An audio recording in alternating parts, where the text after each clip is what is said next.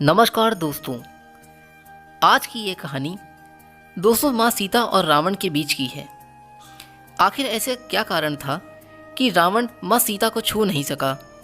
दोस्तों, इस कहानी को आगे सुनने से पहले हम आपसे अनुरोध करना चाहते हैं कि अगर अभी तक आपने इस वीडियो को लाइक नहीं किया है तो प्लीज़ एक बार इस वीडियो को लाइक करके चैनल को प्लीज़ सब्सक्राइब जरूर कर दीजिएगा, ताकि हम आपके लिए और भी आगे ज्ञानवर्धक कहानियाँ और अच्छी बातें हम लेकर आते रहें। तो चलिए दोस्तों, सुनते हैं आज की ये कहानी। एक दिन रावण कैलाश पर्वत के निकट से गुजर रहा था। दिन ढल चुका था। कैलाश का रमणीय वातावरण देखकर रावण ने रात्रि वहीं पर व्यतीत करने का निश्चय किया। आकाश में चंद्रमा देदीप्यमान था। मंदाकिनी नदी के सुरीले स्वर तथा कंदम, चंपा और मंदार के पुष्पों की सुगंध ने वातावरण को और मनमोहक बना दिया था। किन्नर गीत गा रहे थे और मदमाते विद्याधर अपनी प्रेमिकाओं के साथ क्रीड़ा में मग्न थे।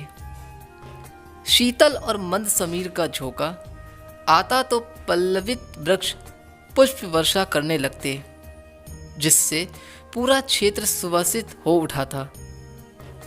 ऐसे मनोहारी वातावरण में रावण का मन काम से उन्मत्त हो उठा। इसी बीच रावण की दृष्टि एक युवती पर पड़ी। रावण उसके सौंदर्य पर मंत्रमुग्ध हो गया। इस घोर अंधकार में इतनी सुंदर युवती कौन है और कहाँ जा रही है? रावण ने सोचा कि वह धीरे धीरे युवती के निकट पहुंचा। युवती के तन पर चंदन का लेप लगा था और बालों में कल्पतरु के फूल गुंथे थे। उसका मुख चांद सा उज्जवल था और भवें धनुष के समान थी। उसे देखकर काम के वशीभूत रावण संयम खो बैठा। उसने आगे बढ़कर युवती का हाथ पकड़ लिया। हे रूपसी, तुम कौन हो और कहाँ जा रही हो? रावण ने पूछा। रावण के रंग रूप को देखकर युवती सहम गई। आप कौन हैं? उसने हाथ छुड़ाते हुए पूछा। मैं लंका का स्वामी और राक्षस राज रावण हूं। यहाँ का मनोहारी वातावरण देखकर रुक गया। तुमने बताया नहीं कि तुम कौन हो। ताजश्री, मैं देवलोक की अप्सरा हूं और मेरा नाम रंभा है। रंभा ने प्रणाम करके कहा, वाह। दशानन प्रसन्न होकर बोला, अप्सरा और राक्षस राज का अच्छा संयोग बनेगा। लेकिन तुमने मुझे ताजश्री क्यों कहा? क्योंकि मैं आपकी पुत्रवधू के समान हूं। मेरी पुत्रवधू? वो कैसे?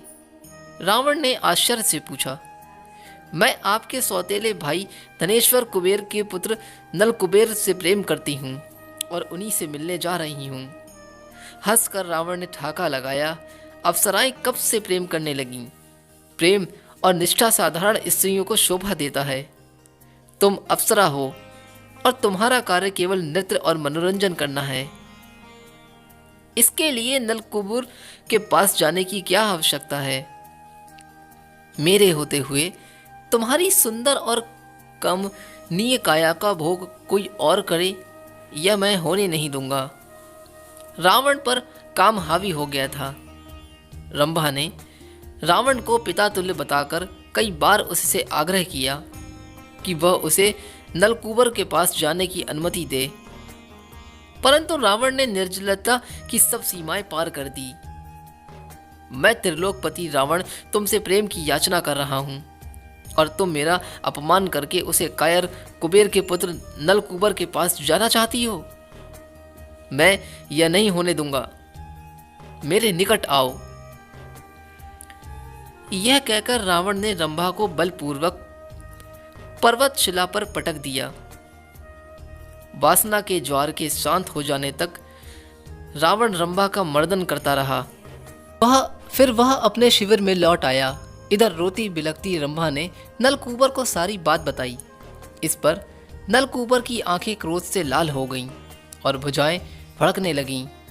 वह जानता था कि रावण से लड़कर उसे परास्त नहीं किया जा सकता था, इसलिए नलकूबर ने हाथ में जल लेकर शाप दिया कि कामी और धूर्त रावण कभी किसी स्त्री को उसकी इच्छा के विरुद्ध स्पर्श भी नहीं कर सकेगा। उसने ऐसा किया तो उसके सिर के 7 टुकड़े हो जाएंगे। रावण को श्राप का पता लगा तो वह भयभीत हो गया। उस दिन के बाद से रावण ने स्त्रियों के साथ दुराचार छोड़ दिया। कहते हैं इसी कारण रावण ने सीता को लंका में बंदी बनाकर तो रखा, किंतु शाप के डर से वह कभी भी सीता माँ को स्पर्श नहीं कर पाया। तो दोस्तों, कैसी लगी आज की ये कहानी? अब आप जान गए होंगे कि आखिर क्या कारण था कि रावण माँ सीता को कभी छू नहीं सका। दोस्तों, ये कहानी अगर अच्छी लगी हो तो प्लीज़ कमेंट बॉक्स में जय माँ सीता जरूर लिख दीजिएगा। फिर मिलूंगा दोस्तों कोई और अच्छी कहानी के साथ। तब तक के लिए आप खुश रहें और स्वस्थ रहें।